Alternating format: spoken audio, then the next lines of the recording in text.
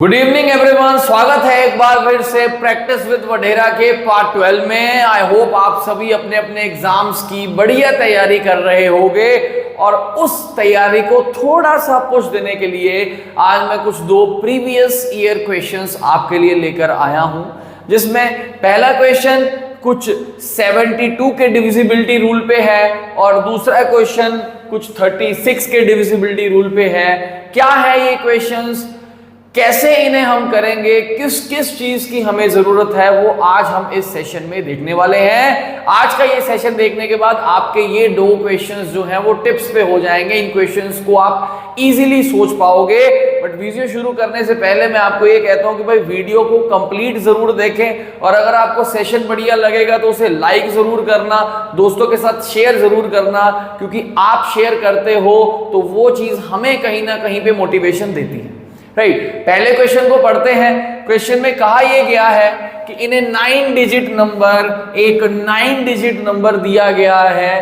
क्या वो नंबर है? वो नंबर है, मैं यहां लिख देता हूं, 785x3678y इज डिविजिबल बाय 72। ये एक 9 डिजिट नंबर है भाई, 3 3 6 और ये 3 9 डिजिट नंबर है जो 72 से क्या है, डिविजिबल। और हमसे पूछा ये गया है कि then find the value of x minus y. x minus y की आपने वैल्यू कैलकुलेट करनी है। x माइनस वाई की वैल्यू कैलकुलेट करने के लिए आपको दो चीजों की जरूरत है। क्या? एक तो x और दूसरा y। कैसे निकालेंगे ये वैल्यूज, ये देखते हैं। उससे पहले हम समझते हैं कि 72, अगर ये नंबर 72 से डिविजिबल है, इट मींस 72 का डिविजिबिलिटी रूल ये कहता है कि नंबर 8 एंड 9 दोनों से क्या होना चाहिए, डिविजिबल। 8 एंड 9 दोनों से क्या होना चाहिए, डिविजिबल। अब 8 का डिविजिबिलिटी रूल ये कहता है कि लास्ट 3 डिजिट्स जो हैं वो डिविजिबल होने चाहिए, किससे? 8 से। अब नंबर देखा, नंबर तो भाई एक 9 डिजिट नंबर है, इसके लास्ट 3 डिजिट्स उठाओगे तो जो लास्ट 3 डिजिट्स आपके पास निकल के आएंगे वो निकल के आएंगे 7 8 एंड y। अब ये जो 3 डिजिट्स है ये जो है वो डिविजिबल होने चाहिए, किससे? 8 से। इट मींस कि ये 8 के टेबल में आने चाहिए, या हम कह सकते हैं कि जब इन्हें 8 से डिवाइड करें तो रिमाइंडर 0 बचना चाहिए। ये देखें, इसे आप जब 8 से डिवाइड करोगे आप ये देखोगे कि 8 इंटू 9 होता है हमारे पास 72 और बचा कितना? 6 के साथ आएगा y। अब आप शायद देख पा रहे होंगे कि 8 के टेबल में ऐसा कौन सा नंबर है जो शुरू 6 से होता है। 8 इंटू 8 क्लियरली दिख रहा है, कितना होगा? 64। अगर यहाँ पे 64 चाहिए तो डेफिनेटली y को कितना होना पड़ेगा? 4। तो यहां से हम ये कह सकते हैं कि y की वैल्यू निकल के आ गई है, कितनी? 4। अगर y 4 होता तो 8 इंटू 8 64 होता, रिमाइंडर 0 आता, तो आप कहोगे कि y की वैल्यू जो है वो कितनी होनी चाहिए भाई? 4। तो यहां से हमने y की वैल्यू निकाल ली। y की वैल्यू के लिए हमें 8 का डिविजिबिलिटी रूल पता होना चाहिए था। जिसे नहीं पता वो इसे नोट कर लें कि लास्ट 3 डिजिट्स किससे डिविजिबल होने चाहिए? 8 से। अब 72 का डिविजिबिलिटी रूल ये कहेगा कि 8 एंड 9 दोनों से क्या होना चाहिए? डिविजिबल। अब 9 का डिविजिबिलिटी रूल ये कहता है कि जो आपका डिजिट सम है, डिजिट सम किससे डिविजिबल होना चाहिए? 9 से। अब जब आप डिजिट सम करेंगे तो ये देखेंगे कि आपके पास y की वैल्यू कितनी निकल के आ चुकी है? 4। जब आप 9 से डिजिट सम को डिवाइड करना चाहते हैं, आप क्या करो, जो नंबर्स जिनका सम 9 बन रहा है उन्हें आप कैंसिल आउट कर दो पहले तो। जैसे ये 6 और 3 हो गया हमारे पास 9। अब और 5 और 4 हो गया हमारे पास 9, इसे भी मैंने कैंसिल आउट कर दिया। अब देखो 8 और 7 मेरे पास बचा 15। 15 में मैंने 8 ऐड किया, मेरे पास आ गया ये कितना? 23। 23 में मैंने 7 ऐड किया, मेरे पास कितना आ गया? 30। अब जो मेरे पास वैल्यू बची है दैट इज 30 प्लस x।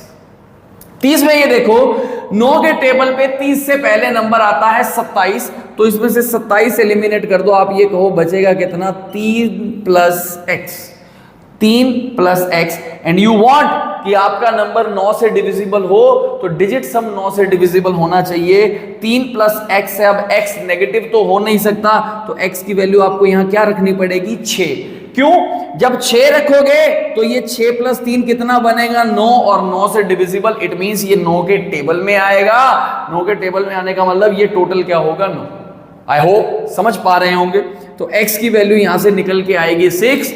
हमने x की वैल्यू निकाली है 6 और y की वैल्यू निकाली है 4। हमसे पूछा है x माइनस वाई, तो 6 में से 4 माइनस कर देंगे, आपके पास आंसर आ जाएगा 2, विच इज ऑप्शन बी। ये काफी एग्जाम्स में जो है पूछा गया है। 72 के लिए 8 एंड 9 का पता होना चाहिए। 8 का डिविजिबिलिटी रूल, लास्ट 3 डिजिट्स 8 से डिविजिबल होने चाहिए, और डिजिट सम 9 से डिविजिबल होना चाहिए। ये 9 का डिविजिबिलिटी रूल है। ये पूरा प्रोसेस है इस क्वेश्चन को करने का। अगले क्वेश्चन की तरफ बढ़ते हैं, बहुत ही प्यारा क्वेश्चन। अगले क्वेश्चन में भी एक 9 डिजिट नंबर दिया गया है। क्या दिया गया है, दैट इज समथिंग 72x8431y4। ये भी 9 डिजिट नंबर है, इज डिविजिबल बाय 36। बट ये जो नंबर है ये 36 से डिविजिबल है। मैं भाई यहां पे लिख लेता हूं, 36 के लिए मुझे 2 चीजें चाहिए, एक तो 9 और दूसरा 4। 9 से डिविजिबल होना चाहिए और 4 से डिविजिबल होना चाहिए। अब 9 का डिविजिबिलिटी रूल आपको पता है, आपने अभी देखा। 9 का डिविजिबिलिटी रूल ये कहता है कि डिजिट सम 9 से क्या होना चाहिए, डिविजिबल। और 4 का डिविजिबिलिटी रूल क्या कहता है, इसे हम समझते हैं। उससे पहले स्टेटमेंट को कंप्लीट कर लेते हैं।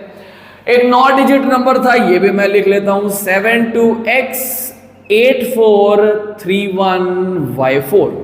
ये एक 9 डिजिट नंबर है, 36 से डिविजिबल है, बता दिया गया। और पूछा यह गया है x upon y minus y upon x, इसकी वैल्यू पूछी गई है। ये सिंपली 2 चीजों पे डिपेंड कर रही है। x और y आपको निकालना पड़ेगा, निकाल लोगे तो वैल्यू निकाल लोगे, नहीं निकालोगे तो वैल्यू भी निकाल नहीं पाओगे।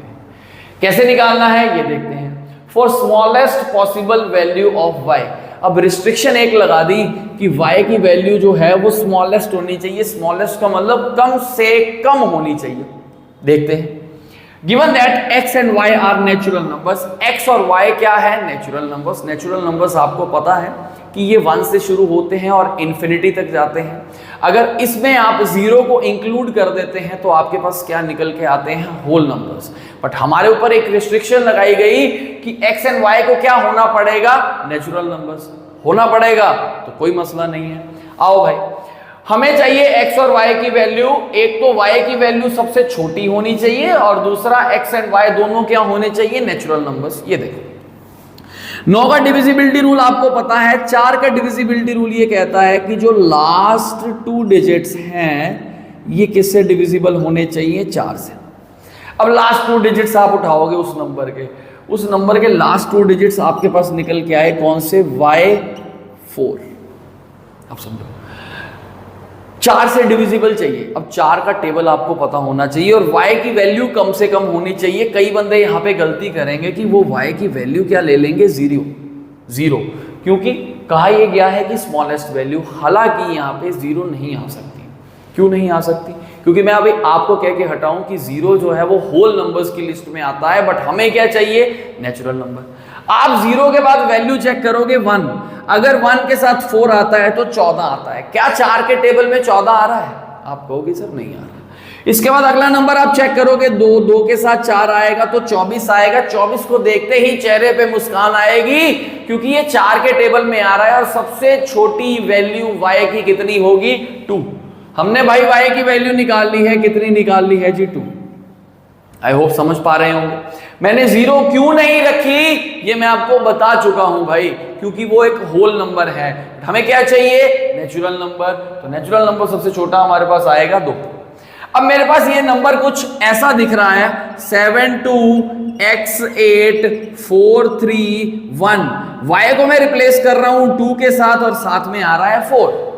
4 का डिविजिबिलिटी रूल मैंने देख लिया, मैंने y की वैल्यू निकाल ली और मैंने इसे छोड़ दिया। अब बात आएगी 9 के डिविजिबिलिटी रूल पे।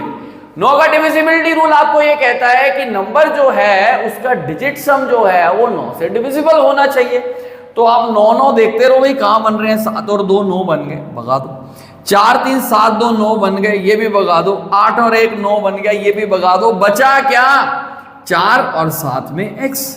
4 प्लस x की क्या वैल्यू रखूं कि नंबर 9 के टेबल में आए? और 9 का सबसे छोटा मल्टीपल होता है 9 के बाद आता है 18। भाई दो नंबर्स का सम यहाँ पे 18 बना नहीं पाओगे ना भाई, क्योंकि 4 ये है और x की वैल्यू 14 नहीं हो सकती। तो कोशिश करो कि ये कितना बने? 9 के लिए x को कितना होना पड़ेगा? 5। यहां से मैंने x की वैल्यू निकाल ली।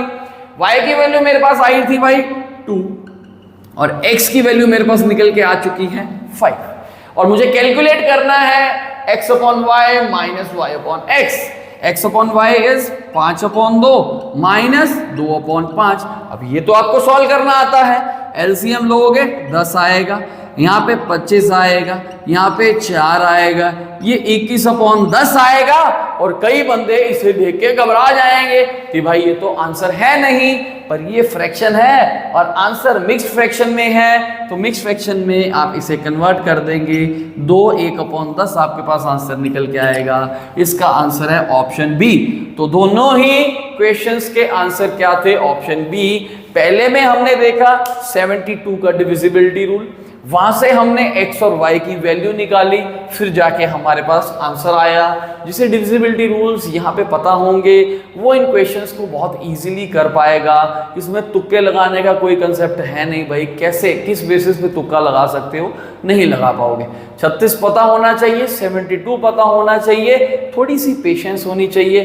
पेशेंटली इन क्वेश्चंस को आप करते रहोगे, ये नंबर सिस्टम का पार्ट है, करते रहोगे तो ये चीज़ें आपसे होती जाएंगी। आज के सेशन में इतना ही करेंगे, आने वाले सेशन में और प्यारे प्यारे क्वेश्चंस आपके लिए लेके आएंगे।